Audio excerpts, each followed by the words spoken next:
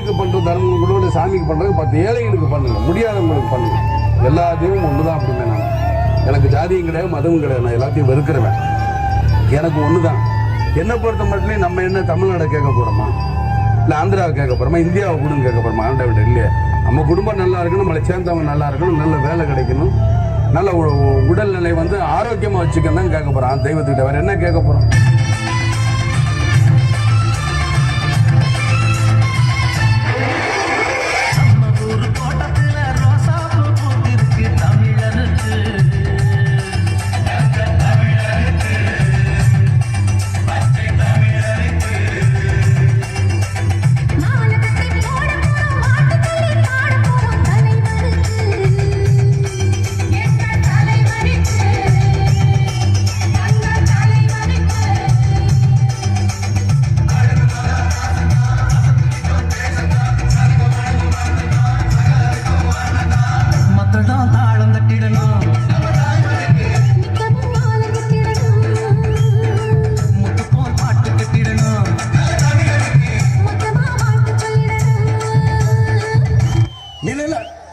எதுல மேடம்? காசுல தானே. நில உச்ச ஆக்கிரமிப்பு, நில உச்ச வரம்பு, நிலத்தை எடுத்துக்க. என்ன ஏக்கர் நீ எடுத்துக்க. மக்கள் கொடுத்தது எடுத்துட்டு போய் எனக்கு தேவையில்லை. எனக்குன்னு ஒரு ஏதோ ஒரு இடம் கொடுப்பீங்களா? அது இருக்கும்ல. என் மனைவிக்குன்னு ஒரு இடம் இருக்குன்னு உங்க சட்டத்தில் இடம் இருக்கும்ல. என் பிள்ளைக்குன்னு இத்தனை இருக்கணும்னு இருக்குல்ல. அது கிடைச்சா எனக்கு போதும். இந்த எவ்வளவு பேர் இருக்கு? இந்த 4 பேர் வந்து ஒரு நேரம் சோறு போட மாட்டீங்க. அதுவே நம்மளுக்கு போதும், முடிஞ்சிடும்.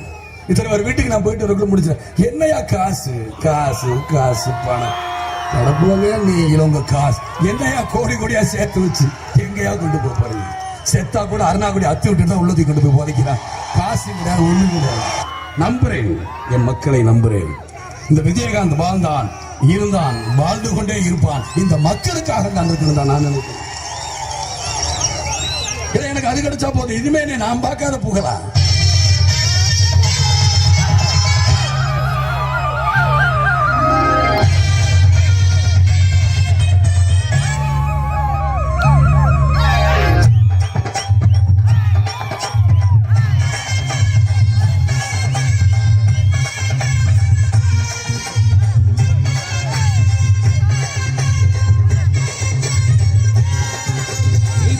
வச்ச தங்க கொடம் நீ அங்க தொட்டு தொட்டு இழுத்து வரும் சோரான தங்கரோ.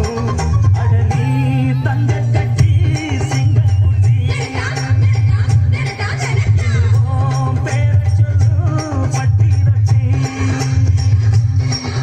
நீ பொட்டு வச்ச தங்க கொடம் ஊருக்கு நீ மகுடம். அங்க தொட்டு தொட்டு